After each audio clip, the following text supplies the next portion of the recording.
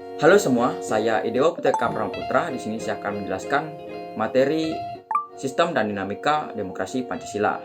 Nah, kalian udah pasti pada tahu kan apa itu demokrasi? Nah, sebelum itu di sini saya akan menjelaskan dua materi, yaitu hakikat demokrasi dan dinamika penerapan demokrasi Pancasila.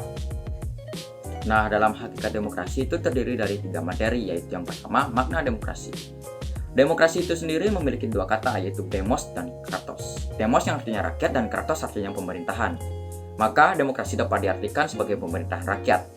Dalam pandangan Abraham Lincoln, demokrasi adalah suatu sistem pemerintahan dari rakyat, oleh rakyat, dan untuk rakyat.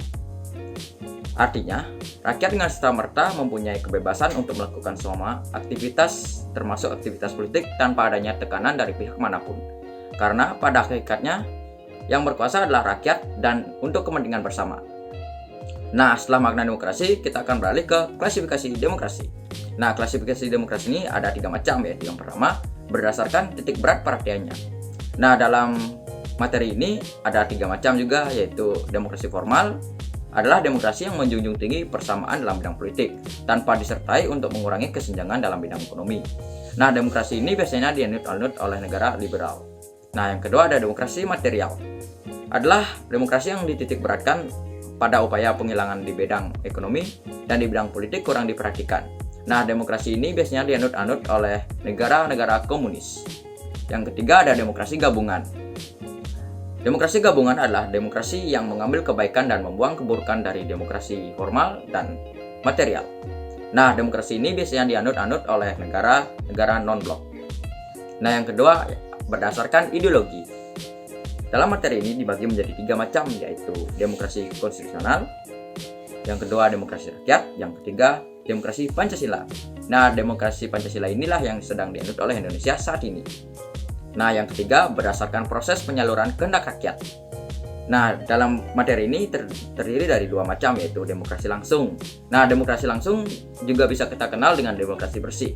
Di sini rakyat memilih kebebasan secara mutlak memberikan pendapatnya, dan semua aspirasi mereka dimuat dengan segera di dalam satu pertemuan. Nah, yang kedua ada demokrasi tidak langsung. Demokrasi tidak langsung adalah sistem demokrasi yang dijalankan menggunakan sistem perwakilan yang tidak mengikut sertakan kepada rakyat secara langsung dan mengambil keputusan atau menguntungkan kebijakan negara. Nah, setelah kita membahas materi hakikat demokrasi, kita beralih ke materi selanjutnya, yaitu dinamika penerapan demokrasi Pancasila. Pada umumnya, menurut Henry B. Mayu, demokrasi mengandung prinsip-prinsip sebagai berikut. Yang pertama, menyelesaikan perselisihan dengan damai dan berlembaga. Yang kedua, menjamin terselenggaranya perubahan secara damai dalam satu masyarakat yang sedang berubah. Yang ketiga, menyelenggarakan pergantian pemimpin secara teratur. Yang keempat, menghindari penggunaan kekerasan. Yang kelima, mengakui serta menganggap wajar adanya keanekaragaman. Dan yang terakhir, menjamin tegaknya keadilan. Nah, gimana? Udah paham kan dengan adanya demokrasi Pancasila di Indonesia? Nah, itulah kesimpulan dari bab 2 dari pelajaran PPKN, yaitu sistem dan dinamika demokrasi Pancasila.